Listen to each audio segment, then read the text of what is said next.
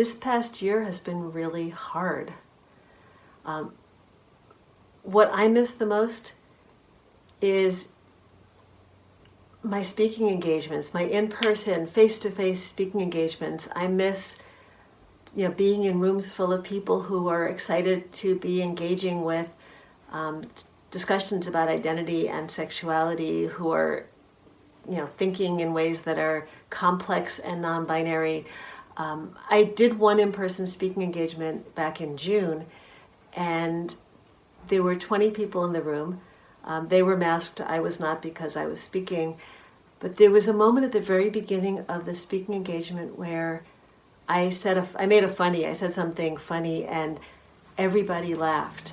And the sound of a room full of people laughing moved me so much that I had to fight back tears. It was such a beautiful sound, and it wasn't until that moment that I realized how much I love and missed that sound. So I missed that. I'm starting to do a little bit of in-person work, but who knows what's going to happen. But I miss conferences. I miss BIPLUS conferences. I miss just the face-to-face, sitting around a table with people at dinner, talking about identity, talking about sexuality, talking about organizing, talking about activism, hearing people's life stories. I just miss that face-to-face contact so much. So for a lot of us, but I think for queer and marginalised people in particular, the last 18 months has been really difficult. With isolation and with not being able to see our families or our communities, it's been really hard. And for me, one of the things I've missed the most is spending time in the bi community. So a lot of my closest friends are people who I've met through the bi community.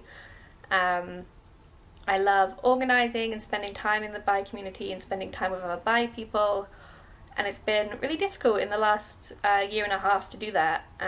There's been some really fantastic online resources, and I hope going forwards that we continue to see a lot of these events being a combination of both online and in person, because that makes the events a lot more accessible to people who are outside of large cities where there's less, queer spaces available to them, and also to people who are still shielding or have mobility issues or anything else that might mean that it's harder for them to get to an event in person. So a great example of that is London's Bi Meetup, which is, I think, the largest LGBT meetup on the website, which is awesome. So they've been doing some really fun online events. Biscuit, which is a bi women's advocacy group, has done some fun events. The Outside Project has been doing a house party on Friday nights, which has been a really fun event. So it's been really cool to go to these online queer events, and I'm hopefully going to continue going to some of them.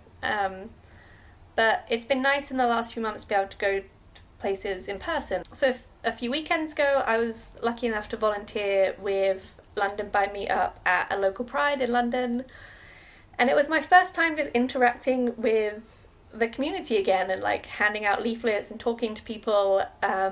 And it just felt so restorative and so important to have that connection. And so that's something I really, really missed. And I feel a lot for younger queer people who have maybe been discovering themselves in kind of the last 18 months and coming out to themselves, because without that community to kind of be a safety net, it's really hard and really scary.